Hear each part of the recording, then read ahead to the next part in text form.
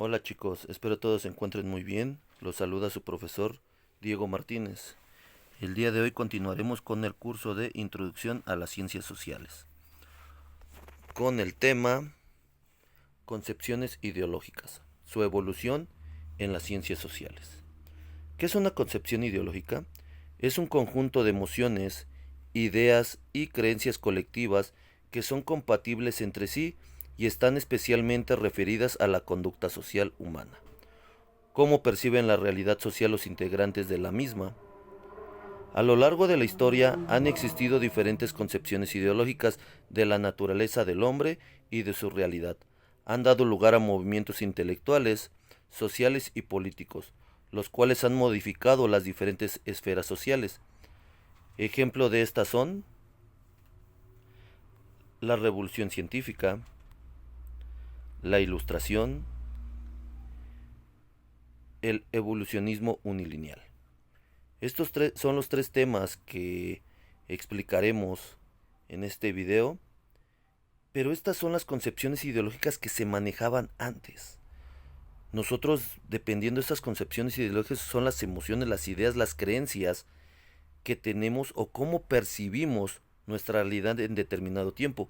Recordemos que antes se manejaba mucho la figura de un dios o dioses en varias sociedades, no solamente uno, había sociedades como la griega, como la romana, como la egipcia, o culturas que no sean europeas, como aquí las culturas prehispánicas, como los aztecas, los mayas, que tenían diferentes tipos de dioses, pero de todas ellas tenían una ideología, una concepción ideológica muy diferente a la que tenemos ahorita. Pero ¿cómo fue ese cambio de pasar de, del pensar de que todo lo crearon los dioses al pensar de que se crea después de una evolución o de la ciencia, de cómo se puede explicar mediante un método científico? Pues es gracias a esto, a estos movimientos intelectuales y sociales de los cuales vamos a hablar a continuación. La revolución científica. La revolución científica es el surgimiento de la ciencia moderna durante la edad del siglo XVI y XVII, en las cuales surgieron nuevas ideas y conocimientos en física, astronomía, biología, química, y los cuales dieron lugar a la ciencia moderna. Estos cuestionaban las bases divinas y pensamientos filosóficos. El ser humano, por naturaleza, siempre ha sido eh, muy curioso y quiere resolver todo aquello que no tiene explicación. Y al momento de no poderlo explicar, se lo acredita a un dios. Pero ¿qué pasa con esta revolución científica? Viene a quitar todos esos aspectos diciendo, ok, no puedo explicármelo, entonces el Dios lo realiza. No, ellos mediante el procedimiento científico comienzan a dar todos esos tipos de respuestas. Este inicia en Europa hacia el final de la época del Renacimiento y continúa a través del siglo XVIII, influyendo en la Ilustración. Estos van de la revolución científica, pues da pie a esa etapa de la Ilustración que la veremos más adelante. Una de sus características, por lo general, se cita a la publicación de en 1543 sobre los giros de los orbes celestes de Nicolás Copérnico como el inicio de este movimiento. Y se menciona que finaliza eh, con la gran síntesis de Isaac Newton en 1687. Derriban las viejas creencias ideológicas, la de los dioses como lo habíamos mencionado, de aquellas ideologías de un ser supremo que crea todo. Validaron una nueva forma de obtener conocimiento, la observación, la hipótesis, la experimentación, es decir, cimentaron la base del método científico. Ese método científico que hasta estas fechas aún lo seguimos utilizando. Ustedes tienen su materia de metodología en el cual se explican este método científico. Y dense cuenta, estos eran sus inicios. Estos pensadores apenas comenzaban a darse cuenta que mediante este proceso podían dar la verdad de las cosas. Otro punto, posibilidad de explicar la naturaleza mediante las matemáticas o teorías que pueden comprobarse y formular una ley. Esto es muy importante, comprobar algo y formular leyes. Es una base sumamente importante que se maneja en la revolución científica. Los grandes exponentes de estas fueron Nicolás Copérnico, Galileo Galilei, Isaac Newton y Robert Hooke, entre otros. Hay muchos otros pensadores de esta corriente filosófica de la revolución científica. Continuamos con la Ilustración. La Ilustración fue un movimiento cultural e intelectual europeo, especialmente en Francia, Inglaterra y Alemania, que se desarrolló desde mediados del siglo XVIII, empezando con la Revolución Francesa. Este movimiento de la Revolución Francesa es sumamente importante. ¿Por qué? Después de la cuestión de la Revolución científica, se da una etapa en donde las personas deciden que el conocimiento sea lo más importante, la razón, dejar de pensar en las ideologías que solamente le daban poder a cierto grupo de la sociedad. Es por eso que esta cuestión de la Revolución Francesa da paso a la etapa de la Ilustración. Otro punto importante es de que ahí se crea la enciclopedia. Ya estaba todo el conocimiento que se obtuvo durante la Revolución científica, pero estaba en tratados, estaba en ciertos libros que no todas las personas tenían acceso a ellos, hasta que se crea esta enciclopedia. Decir, ok, ahora ya está un poquito más a la mano buscar a lo mejor términos. Ustedes conocen que es una enciclopedia, un tipo de diccionario, pero más amplio, con imágenes, toda esta cuestión que te explica de una forma más extensa o más amplia algún tema. Se denomina de este modo por su declarada finalidad de disparar las tinieblas de la humanidad mediante las luces de la razón. El siglo XVIII es conocido por este motivo como el siglo de las luces. La ignorancia, para estos pensadores, era algo oscuro, algo que te mantenía en las tinieblas, algo que te mantenía sometido a un cierto grupo en la sociedad. Comúnmente los reyes, doncellas, duques, a esas personas que tenían ya una posición dentro de la sociedad, simplemente por nacer en una familia ya con el poder. Y ellos pasaban mediante ese poder, mediante títulos de nobleza, que ¿quién se los designaba? Un dios. Y esto era lo que no les parecía a mucha parte de la sociedad, y es por eso que se da la Revolución Francesa.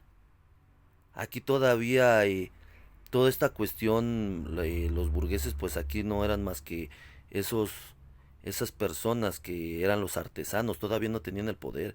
El poder lo tenían las personas que eran los nobles. La razón como fuente de conocimiento y criterio universal por la actividad humana. Concibe la razón como motor de progreso que permite dominar la naturaleza para satisfacer las necesidades de los seres humanos. Y otro punto importante, otorga un importante papel al conocimiento como fuente de bienestar, por lo tanto, plantea la necesidad de divulgación. Recordemos que en esos tiempos, como les comentaba, era muy difícil que las personas tuvieran esta información. Además de que se había creado la enciclopedia, también estaba la imprenta. Pero aún así con esto, aún era muy difícil que todo este conocimiento se divulgara o se difundiera en toda la sociedad. Se da la Revolución Francesa, derrocan a los nobles y comienza un nuevo movimiento donde las personas comienzan a darse cuenta que la verdadera verdad del mundo era mediante la ciencia y mediante la razón. En esas fechas era muy difícil que un hombre o que un hombre normal en la sociedad tuviera acceso a este conocimiento. Comúnmente solamente eran los nobles y religiosos. Las demás personas era muy difícil. Además de que si eras un estudioso, pues ibas en contra de las leyes de Dios y te podían castigar. Pensaban que en el ser humano como ente primario del mundo, dándole un papel de figura bondadosa, corrompido solo por la sociedad, forjando así una visión antropocentrista, creyendo que el humano podía cambiar completamente su entorno gracias a su pensar, así a su vez dando paso a creer en el cambio, modificando las ideas pasadas, tratando de corregirlas mediante la libertad, la igualdad y la bondad. Este punto está muy interesante, un punto más que nada filosófico, que nos habla de que el hombre es bondadoso y que éste está siendo corrompido por la sociedad. ¿Quién lo corrompe? Las mismas ideologías de que hay hombres que tienen un poder sobre otro hombre, porque él tiene el poder divino, él nació con un dote y los otros no. Y aquí nos dice que ese conocimiento, gracias al conocimiento que da la ilustración, el hombre se va a liberar de todas esas ataduras y va a poder crear una mejor sociedad. Una sociedad de libertad, de igualdad y de bondad. Que quizá no hemos llegado a eso, pero son filosofías que podemos platicar y revisar en clase. Lo vamos a revisar más a fondo en clase virtual, chicos. De este movimiento nacieron los movimientos filosóficos y culturales como el racionalismo, el empirismo, el materialismo, el idealismo eh, y algunos otros. Los principales exponentes de la ilustración son René Descartes,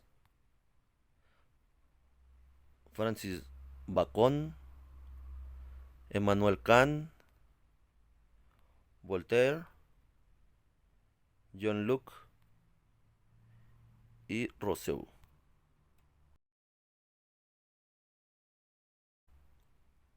Ahí de algunas de estas cosas vamos, de estos personajes, vamos a dejar la actividad.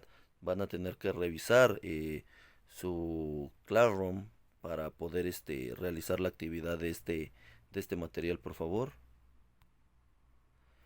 Por último, el tema de evolucionismo unilineal. ¿A qué se refiere esta ideología? Es una teoría de finales del siglo XIX que consideraba que todas las sociedades humanas evolucionan a lo largo de un camino común, desde los simples comunidades de cazadores y recolectores hasta las civilizaciones alfabetizadas, como los mencionaba Charles Darwin. Ustedes recuerdan en esa teoría de la evolución, donde comenzamos siendo una especie como de simio y vamos evolucionando hasta llegar al hombre, el Homo sapiens, el Homo habilis, el Homo erectus. Todos estos son evoluciones. ¿Qué nos dice este evolucionismo unilineal? Que también las sociedades evolucionan de una misma forma. Es decir, esta teoría argumenta que la evolución humana va desde la más simple a lo más complejo, siendo además un proceso unilineal, porque solo tiene un camino de desarrollo. Sería primero el salvajismo. Nosotros manejamos una cuestión ya hace muchos miles de años, cómo nos organizamos como sociedad mediante el salvajismo, luego llegó el barbarismo y al final, en lo que nos encontramos ahorita, la civilización. Planteando estas etapas, el salvajismo fue el periodo de formación de la raza humana, el barbarismo es la etapa en la que aparece la agricultura y los pueblos se vuelven sedentarios, y la civilización corresponde en el desarrollo de los pueblos europeos, siendo estos la cúspide de la evolución unilineal. ¿Por qué nos habla mucho de los pueblos europeos? Porque es la figura que se da en estos momentos de algo ya más civilizado. América, al final por las conquistas que se manejaron eh, en toda esta etapa de las invasiones, pues nosotros al final seguimos el proceso que llevó Europa. porque ya que toda América fue conquistada por países europeos. Es por eso que se maneja mucho esta figura de Europa. Pero ¿qué pasa? En esta evolucionismo unilineal nos marca estas cuestiones siempre, comenzar como lo hacían esa evolución del hombre, también la evolución social. Y quizá en una etapa, no sé si lejana o cercana, quizá pasemos otra etapa donde a lo mejor la civilización cambie nuevamente. Están sucediendo cosas muy diferentes, como esta pandemia en la cual ya se está modificando nuevamente la sociedad. Uno de los autores más sobresalientes sobre esta filosofía es Henry Morgan. Fue uno de los impulsores principales de la teoría del evolucionalismo unilineal, afirmando que las sociedades se desarrollan de acuerdo con un orden universal de evolución cultural. Todas las sociedades van a seguir evolucionando. Nosotros estamos en una etapa, pero quizá durante otros miles o cientos o no sé qué cantidad de años, la evolución del hombre sea diferente. Hay muchas películas futuristas donde a lo mejor ya entramos en otra forma, en otro modo de producción, donde en verdad el ser humano maneja esa cuestión de la razón como lo quiso presentar en algún momento la ilustración. Quizá no lo hemos logrado, pero pues no sé, dependiendo de todas estas cuestiones del estudio de las ciencias sociales, pues quizá podamos aprender cómo será nuestra sociedad en algunos años. Pues bueno chicos, eso sería todo. Revisen su Classroom por favor para la actividad de esta semana y pues muchas gracias. Hasta luego.